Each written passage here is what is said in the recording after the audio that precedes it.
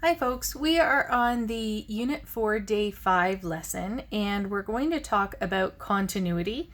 This is not a really difficult concept, but we want to try and formalize it a little bit more and look at kind of a formal math definition of what a continuous function is.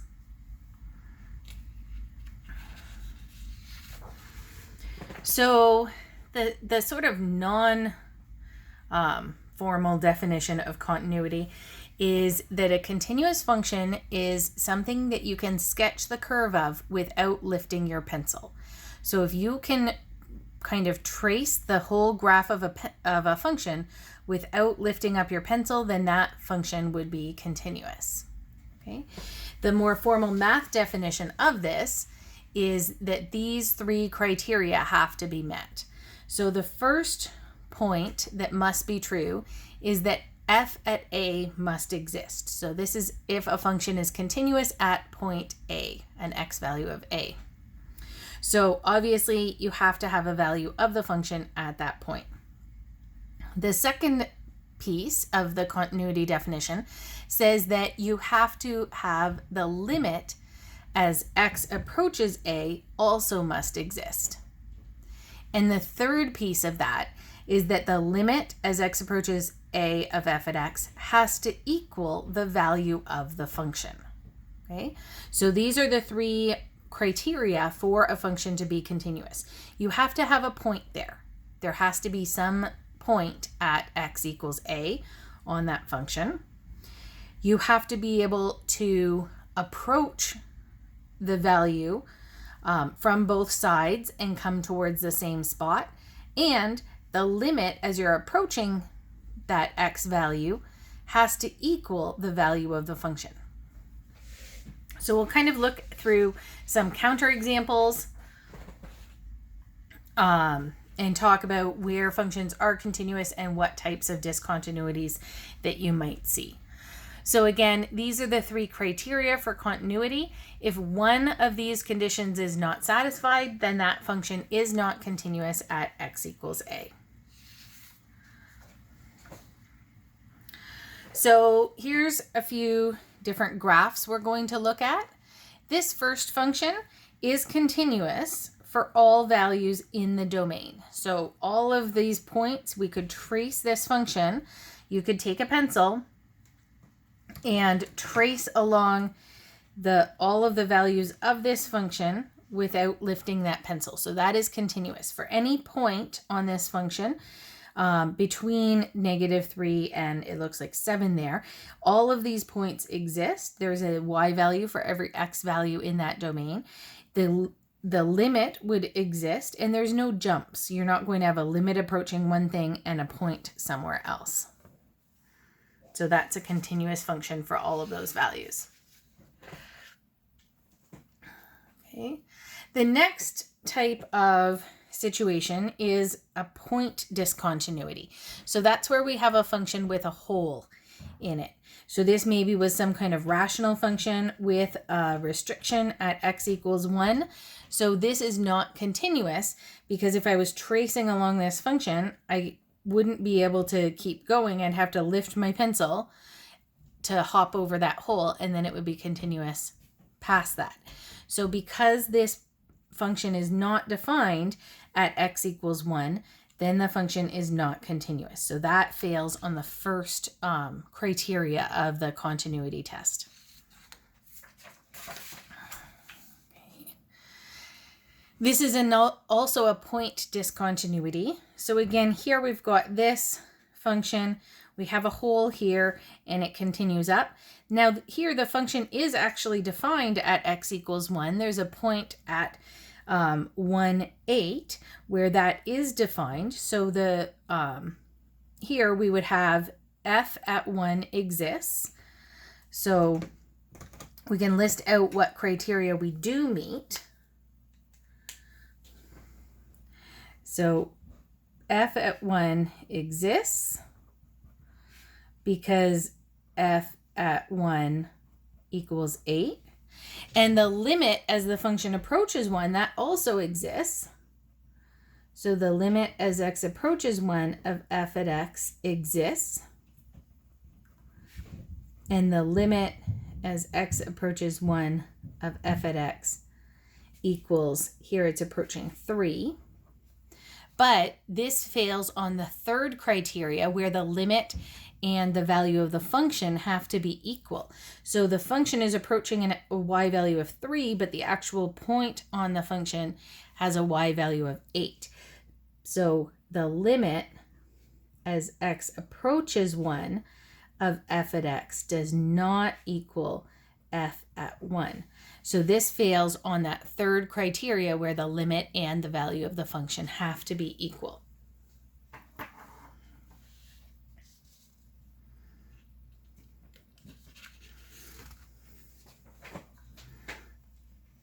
The next kind of discontinuity here is what's called a jump discontinuity. So you see you have two pieces of this function, and they're kind of both individually continuous on those pieces, but here at x equals 1, the limit as x approaches 1 does not exist. So this would fail the second criteria. So the limit as x approaches 1 of f at x does not exist because those sided limits are not equal. So from the right, it's approaching, looks like maybe like 5.5, and from the left, it's approaching 4. So the sided limits are not equal. So that's how we can kind of say mathematically what's happening here that makes this function not continuous. We can obviously look at it and say, oh, I couldn't trace that without lifting my pencil, but you have to be able to explain using one of those three criteria what makes that function discontinuous.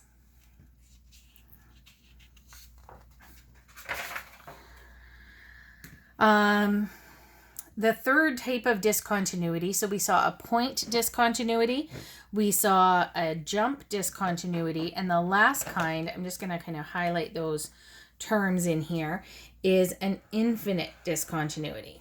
So an infinite discontinuity happens when there's an asymptote, and we don't have a limit existing here. Even though the limit approaches infinity from both sides of x equals 1 here, it has an asymptote.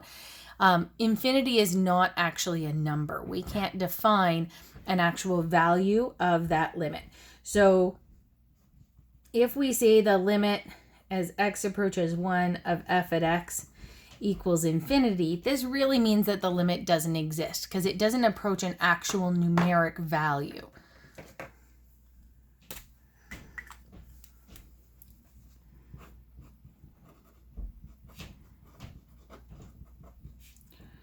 So even though kind of colloquially we say, oh, this limit equals infinity, that gives us a good description of what's happening. That can be really helpful to know what's happening with the graph at that point. That tells us that it's an asymptote and it's going up infinitely high, but infinity is not a number.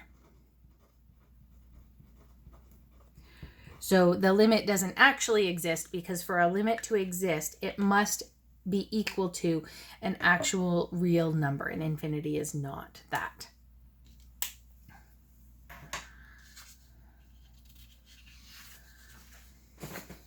So we can take a look at whether each function, different functions are continuous by sketching them and by considering anywhere that they may have one of those three types of discontinuities.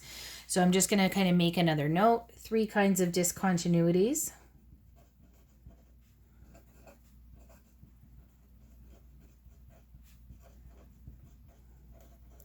That you would be looking for would be a point discontinuity, a jump discontinuity, and an infinite discontinuity or an asymptote.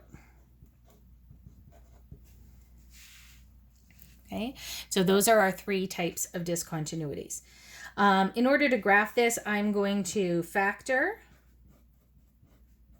So this is x minus 3 times x minus 1 over x minus 1. And of course, we'll have a restriction that x cannot equal 1. That's a good hint right away that I'm not going to have a continuous function. So f at x equals x minus 3, where x can't be equal to 1. So if I was going to go ahead and graph this function, I have a line with a slope of 1 and a y-intercept of -3. So I would graph the line, but I know I'm going to have a hole at x equals 1. So I'm going to put an open circle there and then go ahead and fill in the graph of that line.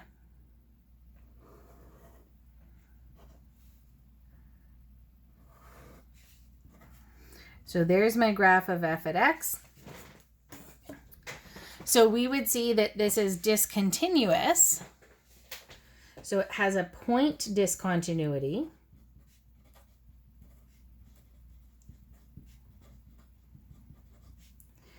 At x equals 1 because f at 1 does not exist. Okay, so it doesn't satisfy that first piece of the continuity rules. So remember, it has to have a value of f at a. It has to have the limit has to exist at that point, and the limit and the value of the function must be equal. That's the third step in the continuity definition. So here we do have a continuous function on a lot of points. So it's not continuous for all real numbers. It's discontinuous only at x equals 1. If you were asked, oh, is this function continuous at x equals 4? Sure it is. It's just the graph of that line. So it's not discontinuous. It only has a discontinuity at that point. It would be continuous for all values less than 1 and all values greater than 1, but it's discontinuous at 1.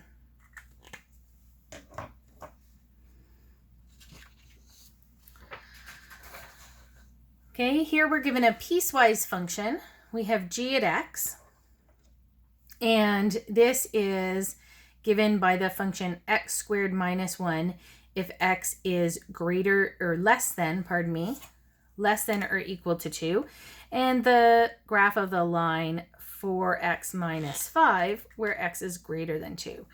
So I'm just going to kind of set up a sketch.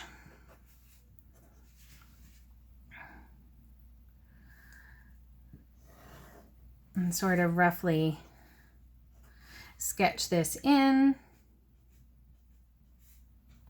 Now the first part of my piecewise function I know is a parabola. And I know it has a vertex at 0, -1. And there's no stretch or anything happening. So I'm going to just kind of go over 1, up 1, and over 1, up 3, and I'm going to put a point there. I am filling in this point at 2 because this one includes 2, so I'm putting a closed circle there. And then I'll just kind of pencil in like the rest of the parabola. So it's going to follow the shape of this parabola up to x equals 2, and then for everything less than, I'm going to continue it up there and put an arrow. Okay, now here I want to look at 4x minus 5. So this is going to be a linear graph. So I know I'm going to need to have a graph of a line past 2, and I would probably just kind of like take a pencil here, and I know I'm going to start at -5, and I'm just doing this lightly because obviously this line isn't defined back here. It's only defined after x equals 2, but then you could go up 4, 1, 2, 3, 4, and over 1, and then 1, 2, 3, 4, and over 1. Oh, it is going to be continuous. So we had to kind of check here, right? That we would, and you could kind of test like the line y equals 4x minus 5. If x equals 2, y would equal 4 times 2 minus 5, which is 3. So that 0.23, it is actually going to match. And then we would just have a linear function kind of going up that way. So it's not going to follow the curve of a parabola. It's going to be a straight line from that point, but it does actually match up because I'm wobbling my camera here while I'm erasing, because the